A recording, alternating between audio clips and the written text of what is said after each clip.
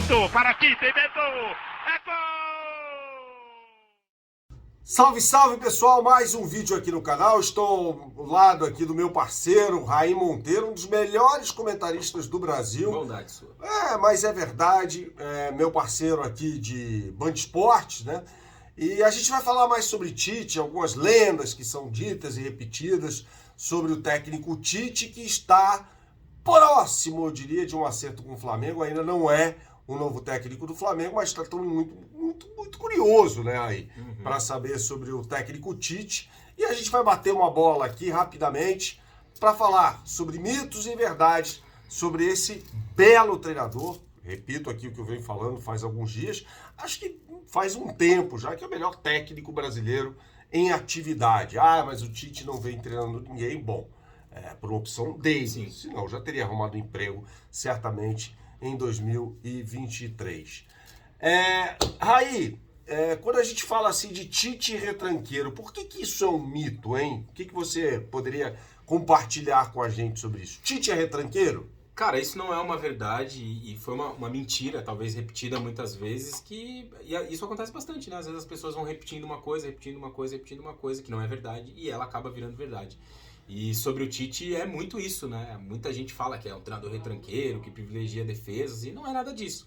Os times do Tite são muito equilibrados, têm defesas muito fortes, é um fato, mas não é só isso, não para só nisso. E a gente pode olhar para vários trabalhos dele para chegar a essa conclusão. Copa do Mundo de 2022, por exemplo, a seleção brasileira é escalada com 4 atacantes de início. Vinícius Júnior de um lado, Rafinha do outro, Neymar e Richarlison mais avançados. O Lucas Paquetá, que jogou no Flamengo jogou em muitas funções diferentes. Como centroavante, inclusive. Jogou como centroavante, jogou aberto pelos lados, jogou como meia mais central. Na seleção brasileira na Copa do Mundo, para encaixar o Vinícius ali já no meio do processo, né? O Tite traz o Paquetá um passinho para trás e faz ele jogar como um segundo volante. Foi assim ao longo da Copa do Mundo inteira. O Tite levou 7 ou 8 atacantes para a Copa do Mundo do Catar.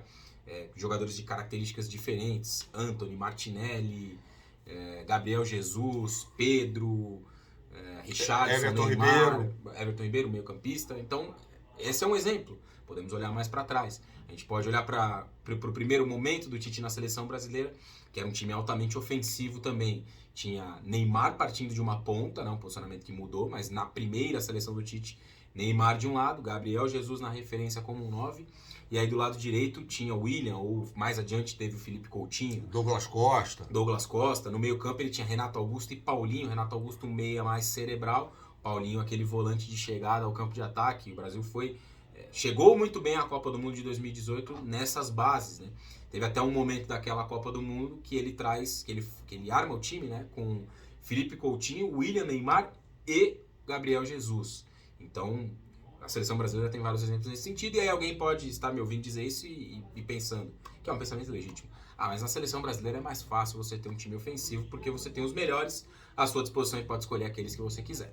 Vamos olhar para o Corinthians do Tite, então, em 2 exemplos. Em 2015, o Corinthians é campeão brasileiro com o Tite, com um dos melhores desempenhos da história do Campeonato Brasileiro dos pontos corridos. Melhor defesa, melhor ataque naquele campeonato, recorde de vitórias, a melhor campanha também da história naquele campeonato. Esse recorde foi quebrado mais adiante pelo Flamengo, até do Jorge Jesus, de pontuações, né, e de gols marcados também. Mas era um time que tinha Malcom, que tinha uma troca de posicionamento muito interessante entre Renato Augusto e Jadson. O Jadson saindo do lado direito e centralizando, circulando bastante por uma zona mais central. Elias passando bastante, era o número 8, né? Vamos definir dessa forma naquele Corinthians. Wagner Love na referência. Era um time com muita mobilidade, tabelas, aproximações e muito ofensivo. Jogava com a posse na maioria das vezes. Não era um time que fazia um gol e se defendia. Que também já teve, o Tite já teve times assim. O Corinthians dele, campeão brasileiro em 2011, era um time mais parecido com isso. Era um time que marcava um gol e apostava na solidez defensiva. Era uma estratégia. E era uma carência daquele time. Mas o time campeão da Libertadores e do mundo um ano depois era um time já muito diferente. O Corinthians que ganha a Libertadores tinha, por exemplo, Emerson Sheik e Jorge Henrique pelos lados do campo. Alex e Danilo, os dois centralizados. Uma hora um era mais um 9, outra hora o outro era mais um 9 e o outro o meio campista mais central. O Corinthians jogou assim na final da Libertadores contra o Boca. Mundial de Clubes. Ele faz uma coisa diferente, traz o Danilo para jogar por um lado, tinha o Jorge Henrique do outro, coloca o Emerson Sheik para jogar como um 10, que não me lembrava de ter visto o Sheik jogar nessa função, e ele jogou assim só contra o Chelsea. atrás do Guerreiro, 4 atacantes ou 4 meia atacantes. Então, essa história de que o Tite é um treinador retranqueiro que privilegia só defesas, ela é uma mentira que já cai logo na partida se a gente olha para trás e para os times que ele montou ao longo da carreira dele, seleção brasileira e diferentes versões do Corinthians. Existe uma teoria, para mim, tola, Raí, de que os jogadores do Flamengo não se adaptam a jogo de posição. Eu concordo um pouco com essa teoria. Você concorda com isso? A gente pode até falar em outra oportunidade Sim. sobre isso e tal. Mas assim, quando a gente fala em ataque posicional, a gente não está falando sobre jogo de Não, posição. são coisas diferentes. O jogo de posição, você pode ter um ataque posicional, mas o ataque posicional não é necessariamente um jogo de posição. Não, uma coisa não necessariamente quer dizer a outra. Eu queria que você explicasse rapidamente o ataque posicional, o que seria rapidamente. A gente pode pegar um exemplo bem legal dessa temporada, que é o Fluminense do Fernando Diniz. O Fluminense do Fernando Diniz é um time que trabalha a partir de aproximações no setor da bola. Então, várias vezes, quem está vendo o jogo do Fluminense vai observar Arias, Keno, Ganso, John Kennedy, todos ali no mesmo lado. Samuel Xavier, 7, 8 jogadores no mesmo setor e muitas vezes uma bola invertida ou trocas de passe para encontrar um espaço.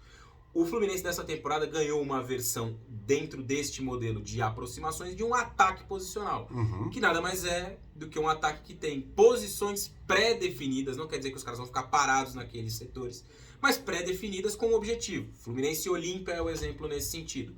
Keno bem aberto de um lado, Arias bem aberto do outro para espaçar a linha de defesa adversária, John Kennedy e Ganso mais centralizados, o André... O Ganso também, né? E o Cano mais à frente. Mas o Ganso também, naquele jogo, foi o titular, né? Os dois mais centralizados e o Cano, como essa referência, é uma estrutura de ataque posicional. Geralmente, ataques posicionais tem uma linha de 5. 2 homens bem abertos, 2 meio-campistas ali mais centralizados e um 9 na referência.